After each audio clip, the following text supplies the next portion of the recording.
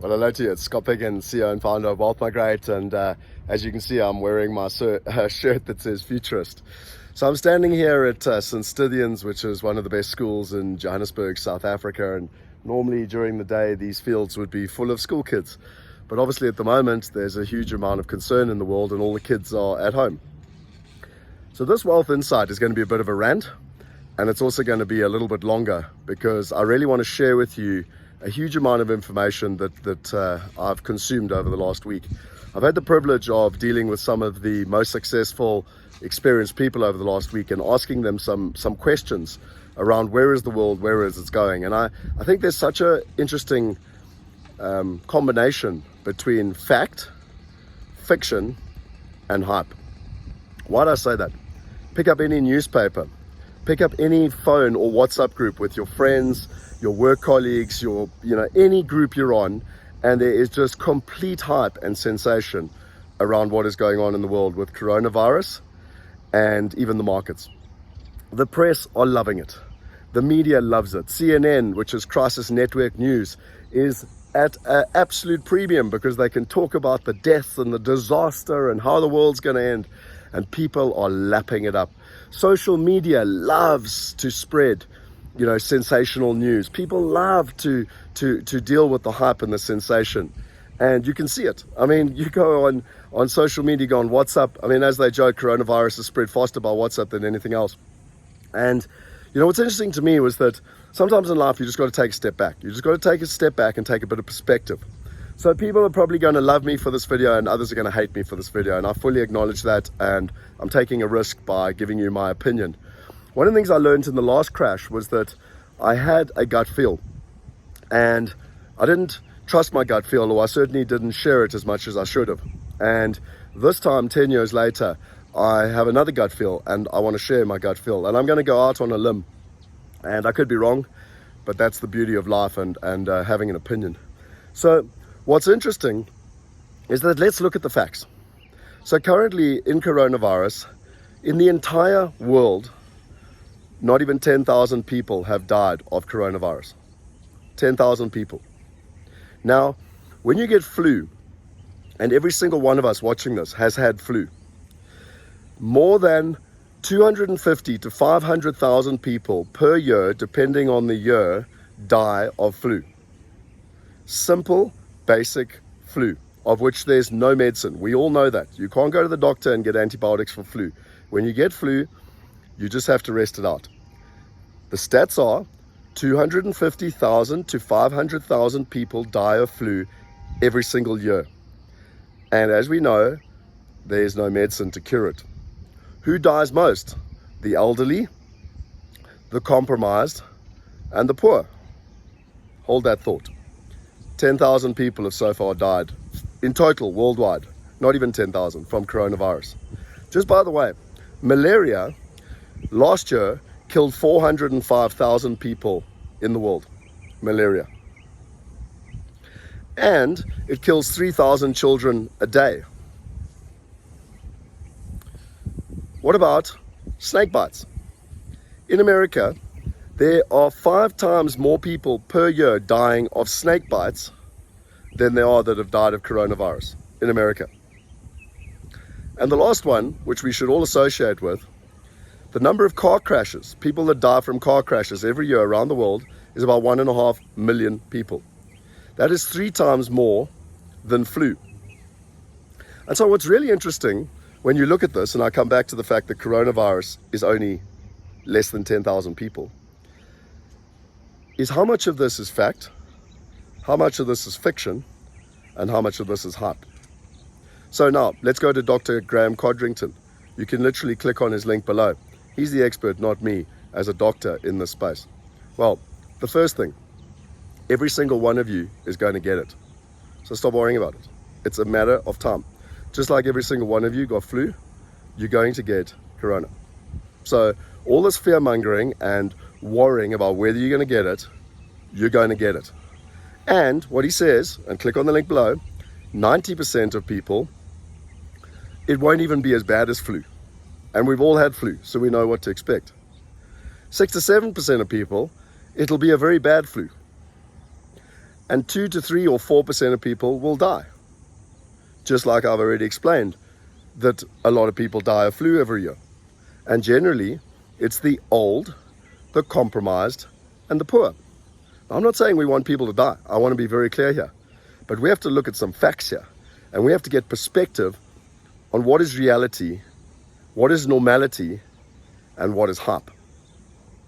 Now, is it spreading fast? Yes. Is it infectious? Yes. Should we try and slow it down? Yes. But my question is, what is all the fear-mongering about? What is all the hype about? Why don't people take the time to understand the facts? Because when you understand the facts in life, that is when you have power. I've learned one thing in life: history repeats itself. So on the back of COVID-19, the markets around the world have crashed. Now, did we know they were going to crash? Yes. Have I been talking about it on these weekly wealth insights for months, if not even years, that the world was due a correction? Yes. I've had the privilege of having lunch with Jim Rogers twice. Now, he's the guy that wrote the book Investment Biker. You can read any of Ray Dalio's principles. You can go and look at any of the successful people. And statistically, for centuries, the markets have corrected every 8 to 10 years. We were due a correction. The coronavirus is literally the pin that is popping the balloon. Everyone was waiting for something to happen. So whether it was the Saudi-Russian oil crisis, whether it was the American-Chinese trade war, whether it was coronavirus, or whether it was something else, the market was waiting for something to collectively, cause a correction. Now, again, let's go back to facts. There have been 34 crashes through history that they can measure. And on average, across those 34 crashes, the stock market has lost about 30%, 30.1% to be exact. The moment it goes over 31%, it's like any market, it tends to go a pendulum. It goes too far the one way and it goes too far the other way. That's how markets work, because actually you're working with human sentiment. And the moment it goes over 30%, as these clever investment bankers were talking about this week, that's when you've got to do bottom trawling. And what that basically means is you're waiting for opportunity, because the markets will bounce back. When sentiment changes, the markets will bounce back. They always have and they always will. And it's just a matter of time. And once you get to 30%, it starts to represent opportunity. Now, the last crash actually peaked at about 45%. So sometimes there's still downside to go. But you can never ever call the bottom of the market, just like you can never ever call the top of the market. I remember my uncle years ago selling gold at about, I remember he sold on a Friday and the market kept going up. And on a Monday it crashed. And I remember saying to my uncle, how did you know? And he said, I always look to take money off the table and make a profit. I don't always wait to the top of the market, because then you never know when the top of the market is and then you get the other side. Well, it's the same with the bottom of the market. No one actually knows. Another good example, in 2009, we had the massive hype and stock markets lost, property markets were devastated around the world. London lost 20%. In less than 12 months, London's property market recovered. There was an opportunity in London, in Wimbledon, where I could buy 48 units for 50% below replacement cost. So that's, if it costs $100 to build a house, I could buy it for $50. It was fully furnished, fully tenanted in Wimbledon, where the tennis is in London. And it had a 12% net return. It was an absolute no-brainer. The problem was I needed £10 million and I just couldn't act quick enough. I couldn't get people to participate. And I actually this week read my letter where I said, I don't care what happens to capital values, because this represents a massive opportunity. Because no matter what happens to capital values, if you're getting paid a 12% net income, it is a no-brainer. Well, I didn't get that deal. Today, units in Wimbledon are generally over on or around £1 million. And for the last 10 years, you would have earned a 12% net income. It's an absolute no-brainer. And so my challenge to you is that when you look at facts, when you look at fiction, when you look at hype, and when you look at history, what patterns are going to repeat themselves? And what are you going to do to act differently? Because my lesson is that in these times, when there's hype, there's opportunity. As Warren Buffett says, when people are fearful, there's opportunity. Or something like, be scared when others are excited, be excited when others are scared.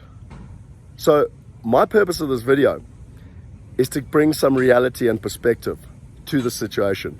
Watch Graham Codrington's video below about actually what's happening with coronavirus. And then I asked the question, we're going to all these lengths, we're shutting things down all over the world, we're slowing and stopping the global economy.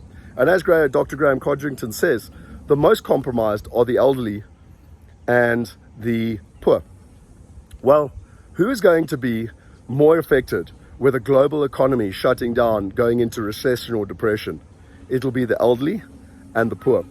And therefore, I believe that when these things happen, just like in 2008, 2009, when we had the last major global collapse, we saw social change. We saw things like Uber become acceptable. We saw things like Airbnb. No one would have ever wanted to let someone stay in their house, but they needed to because they need an income. Become acceptable. Uber, same thing. Why would I want to drive around and pick people up? Well, I needed a job. Became acceptable. Social change happens in times like this. Why? Because people move 4 times more away from pain than they do towards pleasure. So when you're in pain, you get social change, not when things are working. And so my challenge to you is, let's create the planet we want to be part of. Let's use this to our advantage. Let's create a system that not only helps the elderly, but also helps the poor.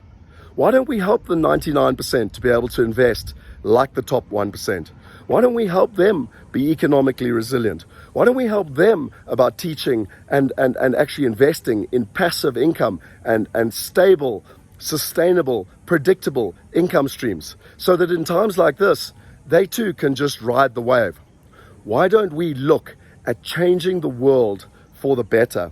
And because what's actually happening right now is that in times of chaos like this, the top 1% have family offices. They've been preparing for this crash. They didn't know what was going to cause the crash, but they've been preparing for this for a long time.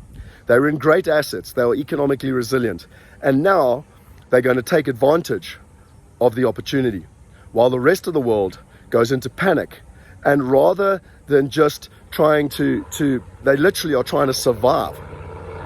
Whereas most people have the right mindset, not most people, sorry, the top 1% have the different mindset of actually how to thrive in these opportunities, because they know that in your lifetime, you are only going to get probably 3 or 4 opportunities where the world goes into complete chaos. And it's in those times that opportunity presents itself more than ever. And so my closing thought is a little story. There's a guy called Willem van der Post that was a partner at Deloitte and expert worldwide in exponential technologies. And I was doing a presentation with him, and he said a beautiful little story. And it was about some buffaloes on the plains of Africa. And these buffaloes are chilling on the plains of Africa and they're eating grass. And suddenly a bee comes down and it stings a buffalo on the bum. And this buffalo's eating his grass. It was bloody sore. And he runs off because that bee hurt his bum, and he's charging across the plains of Africa because his bum is sore from the bee sting. His mate looks up from eating his grass and he sees that buffalo charging across the plains of Africa, and he thinks, oh my gosh, it must be a lion. And so he follows him. The next one looks up and sees his mate charging, so he goes after him, and before you know it, the entire herd of buffaloes are running across the plains of Africa to get away from a lion that never existed. It was merely a bee sting. My challenge to you, are you focusing on the facts, the fiction, or the hype? Now be safe. Do what you need to do, but make sure that you have the right mindset to deal with these times. And don't let the media, your friends, or the hype take you in a downward spiral. Because in times like this, you truly can set yourself up for success. And my invitation is, let's set the world up for success in this next decade. That's Scott Picken signing out here from pretty long weekly Wealth Insight from Johannesburg, South Africa. If you enjoyed this, subscribe to the channel.